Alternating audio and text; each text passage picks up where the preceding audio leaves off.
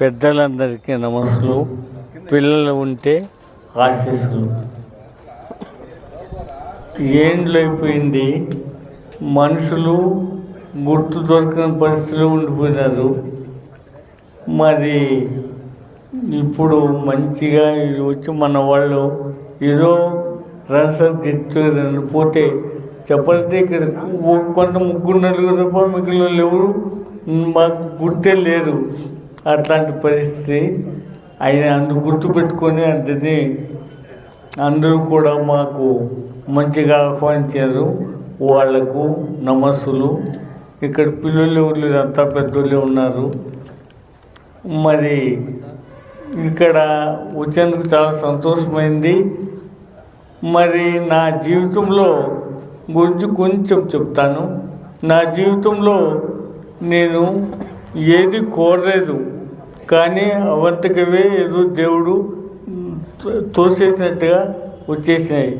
నేను ఇక్కడ 10 ఏళ్ళు చాలా చక్కగా పనిచేసినప్పుడు వాళ్ళంతా చాలా ప్రేమగా ఉండేవాళ్ళు. పిల్లలు పెద్దోళ్ళు ఎవరైనా కానీ చాలా మంచిగా ఉండేవాళ్ళు.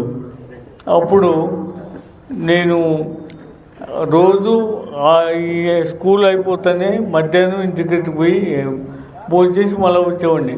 రోజు పోయి రావడంతో ఇంకా పాఠాలు చూస్తామా అన్నీ కూడా కంఠస్థంలాగా అయిపోయినాయి. రోజు చెప్పిన పాట నేను చెప్పింది కంటిన్యూషన్ ఉంటుంది. సరే ఇట్లయితే నెక్స్ట్ ఇయర్ మళ్ళీ ఇదే బుక్కే ఇదే పాఠమే చేసి ఎందుకు నాకు ఒకటి అనిపించింది, ఏంది ఈ జీవితంలో ఇంతేనా, వచ్చి తిరగడమే గాంధీగద్ద జీవితంలాగా ఏదో తిరుగుతూ ఉండడం పని, ఇంకా ఏదైనా మన జీవితంలో చేయాల్సింది ఏదైనా ఉందా అని ఎందుకు అనిపించింది. ఇది సర్వీస్ కమిషన్ నోటిఫికేషన్ వచ్చింది. అందరిలాగా నేను కూడా రాసిన గ్రూప్ 1కు గ్రూప్ 2 కూడా అప్లై చేసిన. అది దేవుని దయలో 2 ప్రిలిమినరీ పాస్ అయినాను. కానీ ఫైనల్కి వచ్చేసరికి గ్రూప్ 2A సెలెక్ట్ అయినాను. వెళ్ళిపోయినాక అటు నుంచి సరే తహసీల్దారు అయిపోయింది, తర్వాత ఆర్డీఓ అయిపోయింది. సరే రిటైర్డ్ అయిపోయినాం. కానీ మన పిల్లలతో చదువు చెప్పేటప్పుడు ఉన్నటువంటి ఆ ఆప్యాయతలు, అభిమానాలు, పిల్లలు అవంతా అది వేరే, చాలా మంచిగా మనసు తృప్తిగా ఉండేది. కానీ అదే ఇక్కడ బయట పెద్ద ఆర్డీఓ లెవెల్లో పెద్దలతోనే సహవాసం ఉంటుంది. అదే పరిస్థితుల్లో ఇంకా ఎక్కువ పొలిటికల్ ఇన్వాల్వ్మెంట్ ఉంటుంది. వాళ్ళు జనరల్ ఏ విషయం తీసుకున్నా ఒక పార్టీ చేయాలంటే ఇంకొక పార్టీ చేయొద్దనేవాళ్ళు. అట్లాంటి పరిస్థితుల్లో చాలామంది సఫర్ అవుతున్నారు, ఇప్పుడు కాబోతున్నారు కూడా. మళ్ళీ ఇలాంటి పరిస్థితుల్లో నేను ఎట్లా దేవుని మీద భారం వేసుకొని ముందుకు పోతూ వచ్చాను. అన్ని చోట్ల సక్సెస్ అయినాను, ఫెయిల్ ఎక్కడ కాలేదు. ఇంకా ఇదే సమయంలో నాకు ఆర్డీఓ ప్రమోషన్ వచ్చినప్పుడు ఒక అక్కడ ఎమ్మెల్యే వచ్చి నాకు అపాయింట్మెంట్ తీసుకున్నాడు. భువనగిరి అని మీరు వినింటారు. ఇప్పుడు అది జిల్లా అయింది. కలెక్టరు ఉంటాడు అక్కడ. సేమ్ నేను ఆర్డీఓగా చేసిన ప్లేసే ఇప్పుడు కలెక్టరు ఉన్నాడు, ఆయనకు అదే ప్లేస్ ఇచ్చారు. నేను వాడినటువంటి ఆ భవనమే ఇప్పుడు అతను ఉంటున్నాడు కలెక్టర్. మరి అక్కడ పనిచేశాను. ఏమంటే ఇక్కడికి రాయలసీమకు తెలంగాణకు చాలా డిఫరెన్స్ ఉంటుంది. తెలంగాణలో ఉండే ఎక్కువ వచ్చి పొలిటికల్ ఇన్వాల్వ్మెంట్ మరీ ఎక్కువ ఉండదు. వాళ్ళు ఏదైనా కానీ చెప్పరు, జనరల్గా చెప్పరు. చెప్తూ వాడు చెప్పేసి వాళ్ళు ఏం పట్టించుకోరు ఇంకా. కానీ ఇక్కడ అట్లుండదు. ఇక్కడ పనిచేసినది చాలా ఏండ్లు. ఇక్కడ ఎట్లుంటుంది, వాళ్ళు ఎవరో ఒక ఎమ్మెల్యేకి ఇస్తే ఆ ఎమ్మెల్యే నాకు ఫోన్ చేస్తారు. మళ్ళీ వారం రోజుల తర్వాత అదే ఎమ్మెల్యే మళ్ళీ ఫోన్ చేసి ఏమైంది, మా క్యాండిడేట్ పరిస్థితి అంటాడు. ఇలాంటి ప్రెజర్స్ ఎక్కువ ఉంటాయి. అక్కడ ఇట్లా ఉండదు. ఏదో చాలా ముఖ్యమంత్రి ఏమంటే మినిస్టర్ లెవెల్ ఒకసారి ఇట్లా వచ్చి ఆడియో గారు చూడండి అంటారు, మళ్ళీ పట్టించుకోరు. అట్లా చాలా బాగా జరిగింది. మొత్తము నా యొక్క క్యారియర్ అంతా చాలా మంచిగా జరిగిపోయింది. బెస్ట్ ఆడియోగా నాకు అక్కడ అవార్డు కూడా వచ్చింది. ఆ అవార్డు తీసుకున్నాను తెలంగాణలో. అది కూడా అలాంటి సమయంలోనే ఈ ఉద్యమం వచ్చింది. ఏ ఉద్యమం? తెలంగాణ, ప్రత్యేక తెలంగాణ వాళ్ళని ఉద్యమం వచ్చింది. ఆ సమయంలో నేను అక్కడే ఉన్నా.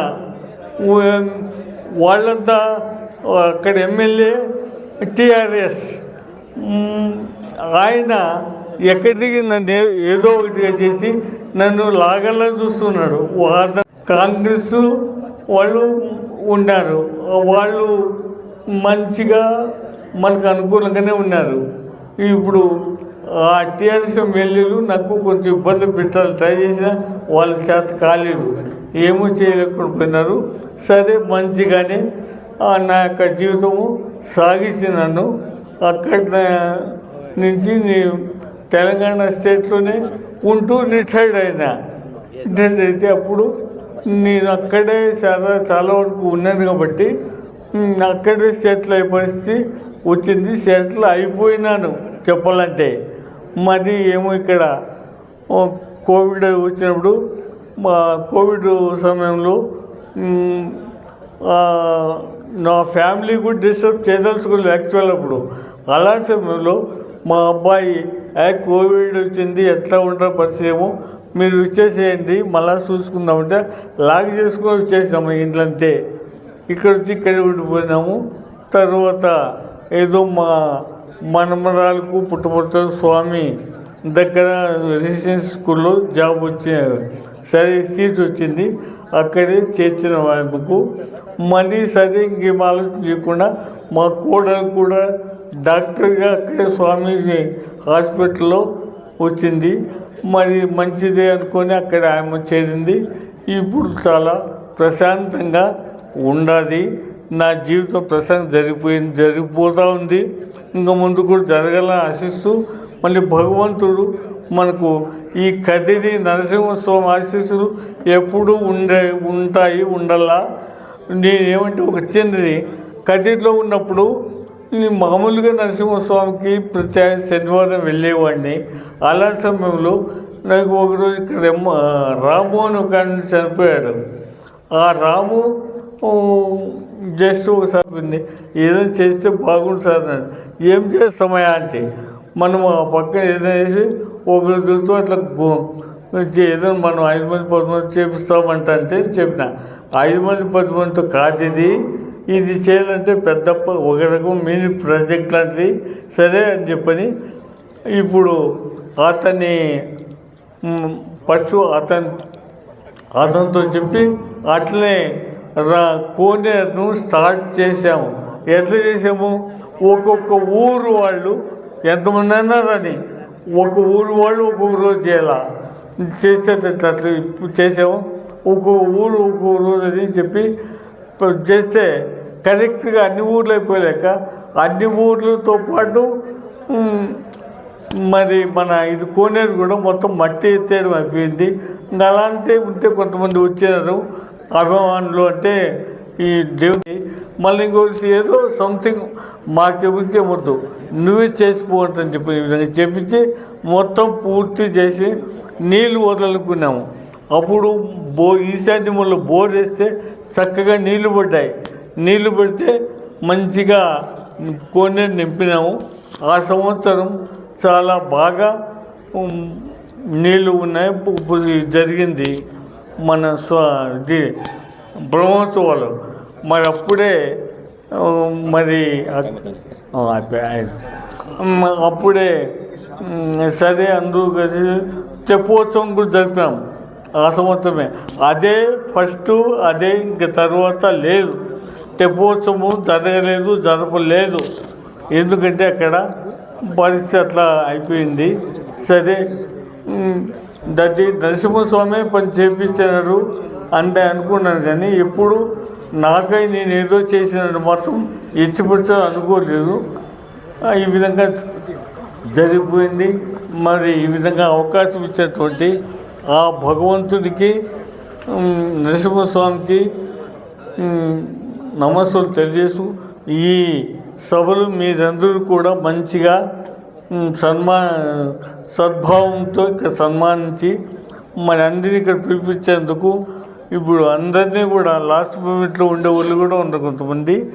అట్లాంటి వాళ్ళందరికీ కూడా ఒక మంచిగా ఉత్తేజాన్ని కల్పిస్తూ మరి ఇక్కడ చేసేందుకు అందరికీ కూడా కృతజ్ఞతలు తెలియజేస్తూ విరమిస్తున్నాను. జై.